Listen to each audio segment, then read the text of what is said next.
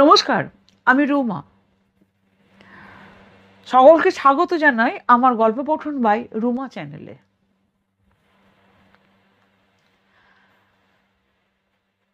তোমরা তো দেখেছো আমি কবিতাও বলি, মানে পাঠ করি, বিভিন্ন ধরনের লোককথা, উপকথা,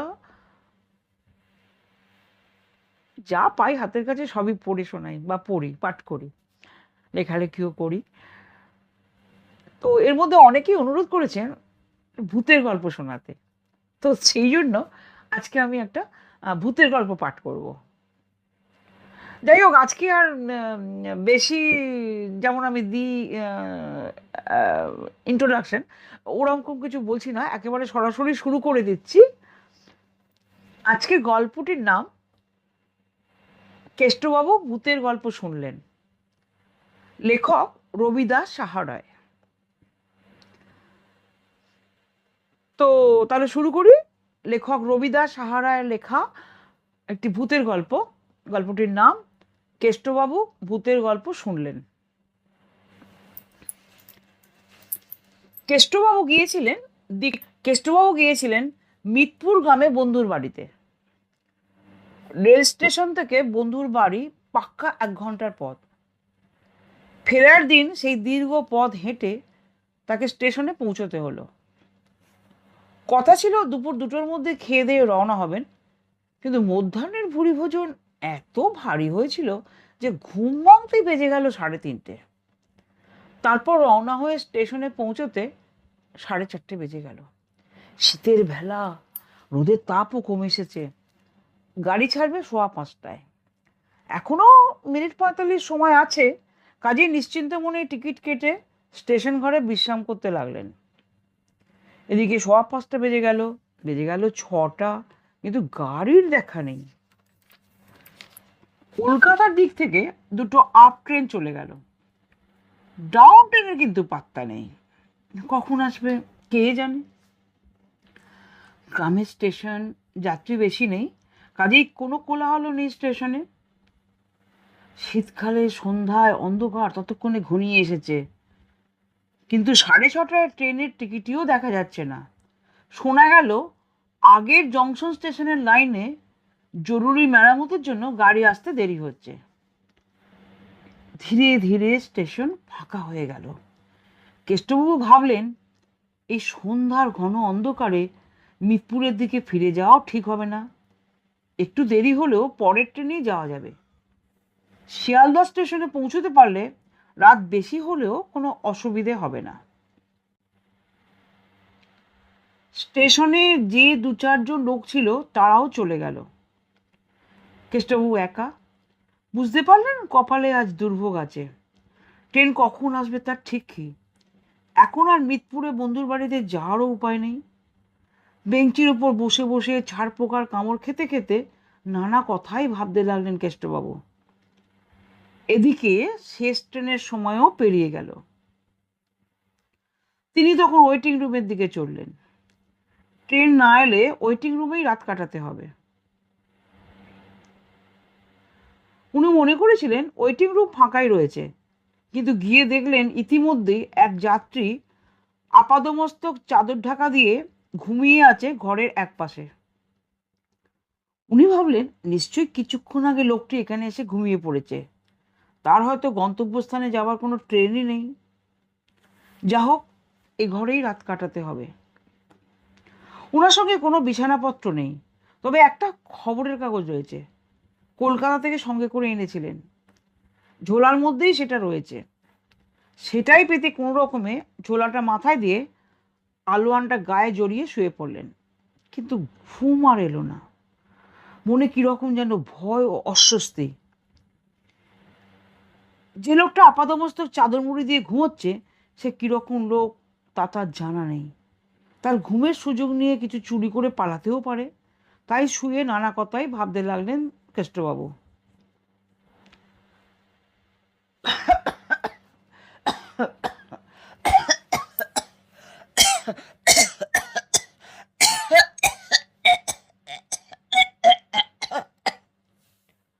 কিছুক্ষণ পর ঘরের একপাশে ঘুমিয়ে থাকা সেই লোকটার কাশি শুরু হলো। কাঁদতে কাঁদতে উঠে বসলো লোকটা। উঠে বসেও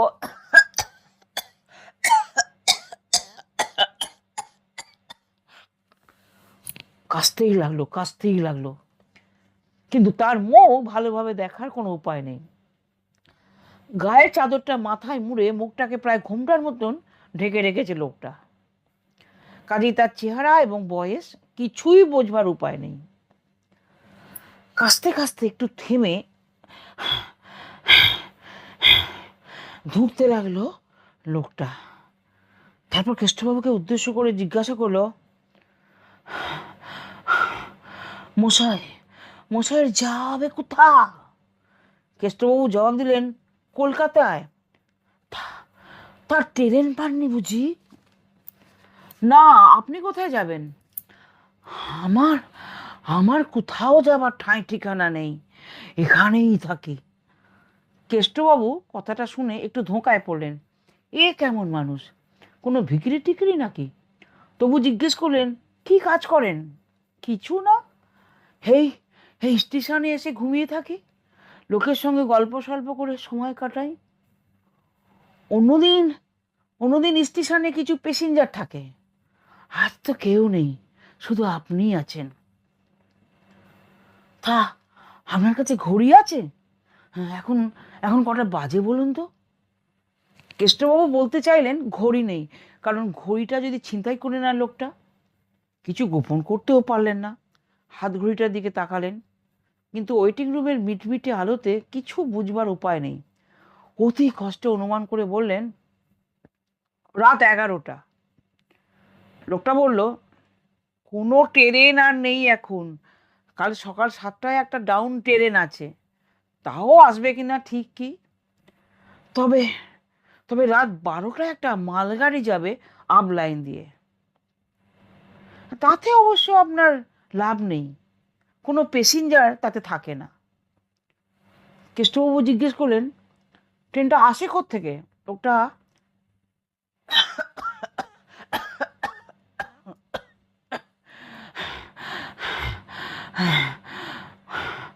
কলকাতার দিক থেকেই আসে। এই কর লাইনে তো বেশি গাড়ির যাতায়াত নেই। দুমতারায় একটা রেলের মেরামতির কারখানা আছে, সেখানেই কি সব মালপত্র যায়। এখন এখন কটা বেজেছে বললেন? 11টা। 11টা? ও, তাহলে তো আরো আরো 1 ঘন্টা বাকি আছে ট্রেন আসার। কি করে যে সময়টা কাটবে। কৃষ্ণবাবু অবাক হলেন লোকটার কথা শুনে। রাত 12টায় মালগাড়ি আসবার সঙ্গে লোকটার কি সম্পর্ক? এবার জিজ্ঞেস করেই ফেলেন, সেই মালগাড়ি আসবার সঙ্গে আপনার কিন্তু কিছু বলেই সবটা বললেন না, চেপে গেলেন।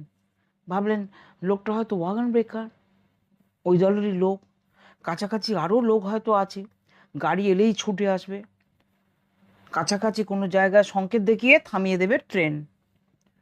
মনে মনে একটু শঙ্কিতই হলেন তিনি, কিন্তু এখন আর কি করার আছে, চুপচাপ বসে থাকা ছাড়া উপায় বা কি।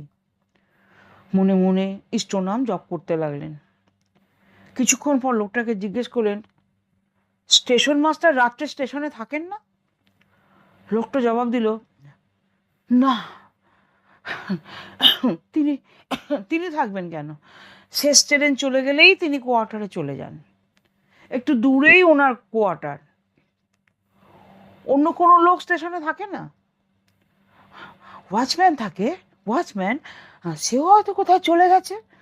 আজকে আজকে মাসের প্রথম মঙ্গলবার তো, এই দিনটায় সে রাত্রিরে কখনো থাকে না, কারণ কারণ আর তো ট্রেন আসার ঝামেলা নেই, মালগাড়িটা তো এখানে থামে না।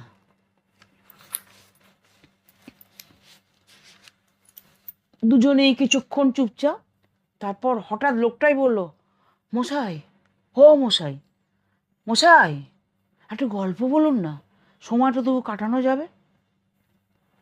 কেষ্টবাবু বললেন, আমার তো গল্প বলার কোনো অভ্যেস নেই, আপনি যদি বলেন তবে শুনতে পারি।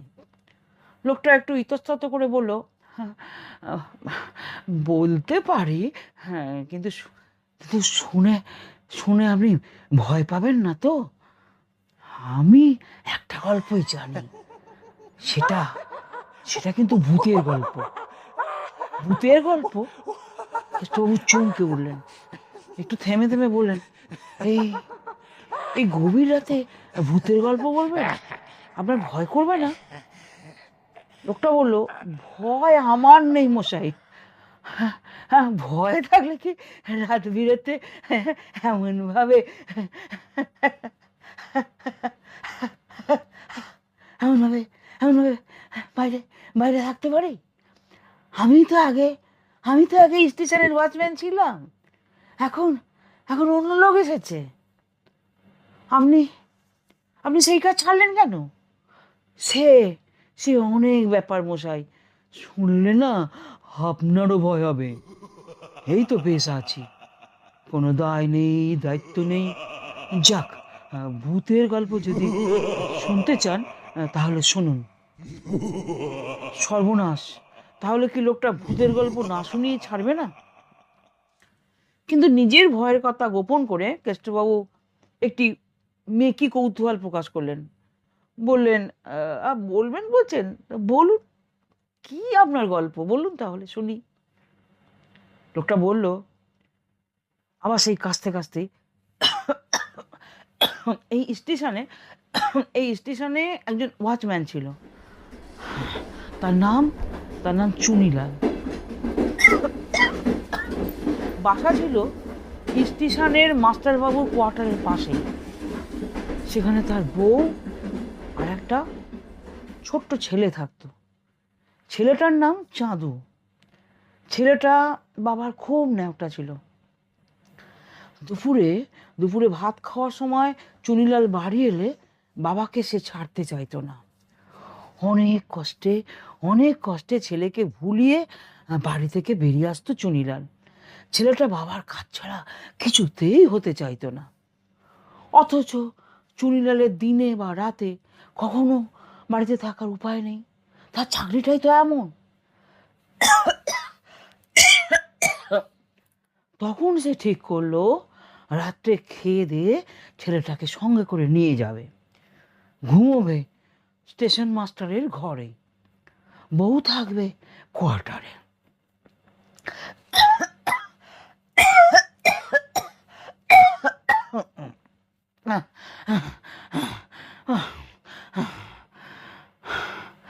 কথা বলতে বলতে লোকটা ভয়ানকভাবে কাশতে লাগলো।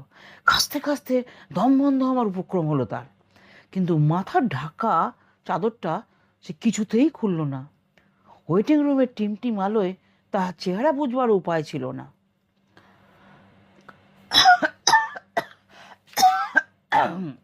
কাশতে কাশতে লোকটা ক্লান্ত হয়ে নির্জীবের মতো শুয়ে পড়ল। কেটে গেল বেশ কিছুক্ষণ। এইবার কেষ্টবাবুর মনে ভয় আর কৌতূহল দুই দোলা দিতে লাগলো। লোকটা বলেছিল ভূতের গল্প বলবে, কিন্তু ভূতের ছোঁয়াই তো গল্পের মধ্যে নেই।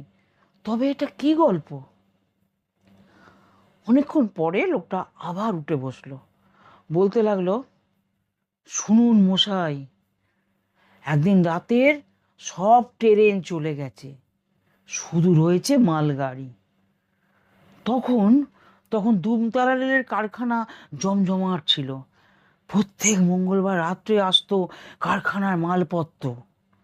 শুধু ইংরেজি মাসের প্রথম মঙ্গলবার আসতো কারখানা লোকেদের জন্য চাল, চিনি আর গম।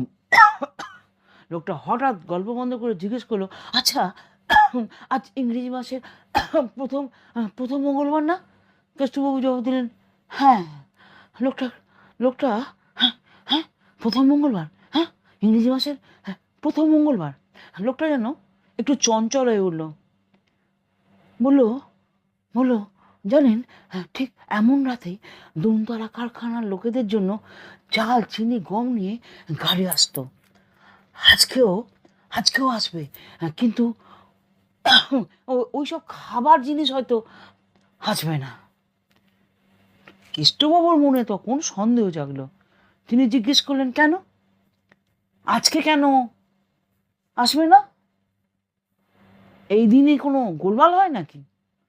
লোকটা বলল, হ্যাঁ, সে কথাই তো বলছি, হয়েছিল, গোলমাল হয়েছিল।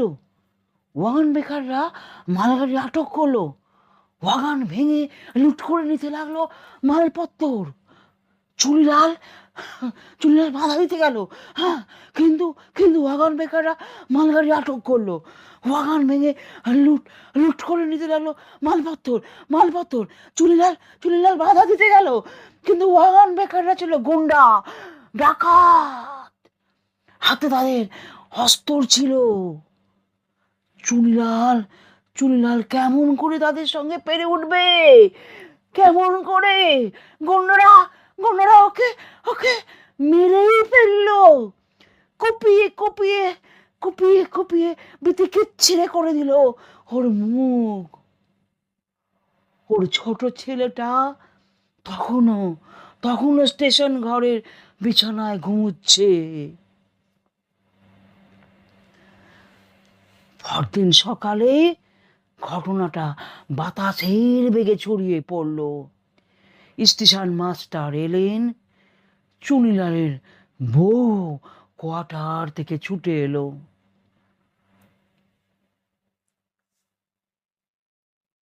চুনিলালের লাশটা তখনও রেল লাইনের পাশে পড়েছিল। ওগো ওগো, তুমি কোথায় গেলে গো? কে তোমাকে এমন করে মারলো? কে মারলো তোমাকে? কে কে খুন করলো তোমাকে? তুমি এত ভালো মানুষ, তুমি সংসারে থাকতে না, তুমি ঘরে থাকতে না, তুমি স্টেশনে এসে পাহারা দিতে। তোমাকে কে মারলো, কারা মারলো? তুমি কথা বলো, তুমি চুপ করে আছো কেন? কথা বলো, কথা বলো, কথা বলো।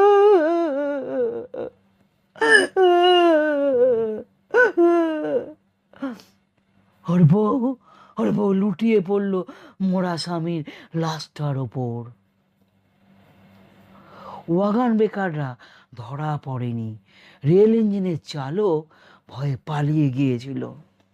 কিন্তু পুলিশ পুলিশ নিজেদের বাহাদুরি জাহির করার জন্য মামলা দায়ের করলো চুনিলালকে জড়িয়ে। চুনিলালকেও একজন ওয়াগন বেকার বলে রেলের চালক সাক্ষী দিল।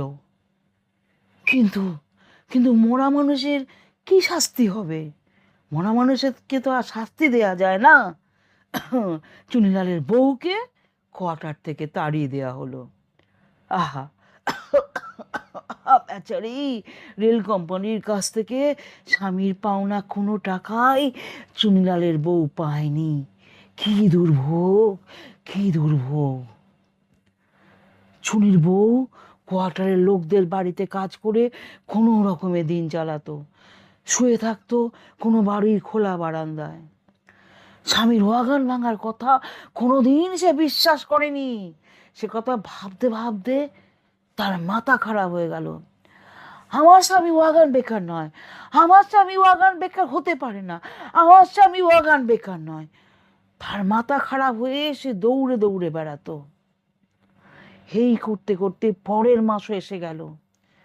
পরের মাসের প্রথম মঙ্গলবার রাত 12টায় ট্রেনের শব্দ শুনে সে হাজির হয়েছিল এই স্টেশনে। তাই নাকি? পরের মাসে ওই দিনের স্টেশনে এলো কেন রাত্রিবেলা? কৌতূহল দমন করতে না পেরে কেষ্টবাবু প্রশ্ন করে বসলেন। লোকটা বলল, আহা আহা আহা আহা, বলতে দিন বলতে দিন। তারপরেই তো ঘটলো সেই ভয়ঙ্কর ব্যাপার। ওয়াগন সেদিন আসেনি, গাড়িও থামেনি। চুনিলালের বউ চলন্ত চলন্ত ট্রেনের সামনে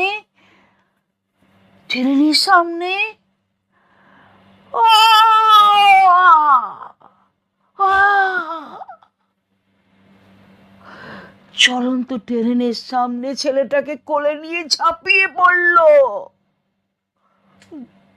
বউ ছেলে দুজনেই মরে গেল গাড়ির চাপায়। কিন্তু চুনিলাল রেহাই দেয়নি গাড়ির চালককে। সে ইঞ্জিন ঘরে ঢুকে গলা টিপে ধরলো মিথ্যেবাদী ড্রাইভারকে। ড্রাইভার ভয় বলল, হ্যাঁ চুনিলাল, তুমি তুমি তো মরে গেছো, তুমি তুমি কোত্থেকে এলে, তুমি কোত্থেকে এলে? চুনির পেতাত্তার বিতিকিচ্ছিরি মুখ দেখে চমকে উঠেছিল ড্রাইভার। কিন্তু চুনিলাল বলল, আমি মরে গিয়েও এসেছি, মরে গিয়েও এসেছি।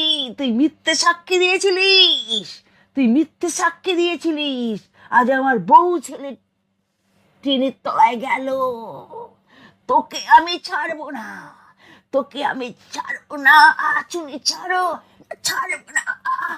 চুনিলাল ছাড়ো, অন্যায় করেছি আমি, আমি অন্যায় করেছি, ছাড়ো, ছাড়বো না, ছাড়বো না তোকে, তোকে মেরে তোকে ওই রকম করে মারবো, ওইভাবে মারবো, ওইভাবে মারবো তোকে। আমার বউ ছেলেকে যেভাবে মারলি ওইভাবে মারবো, তোকে মারবো, তোকে মারবো।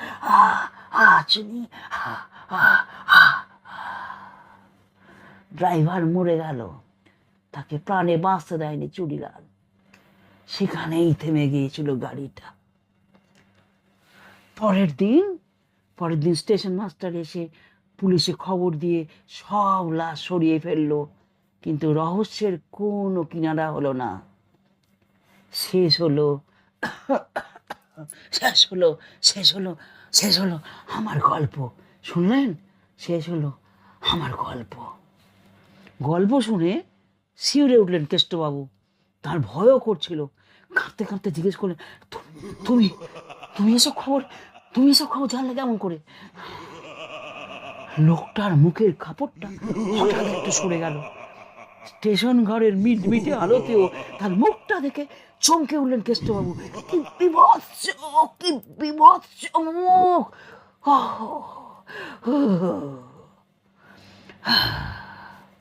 কেষ্টবাবুর শরীরটা যেন আড়ষ্ট হয়ে যেতে লাগলো।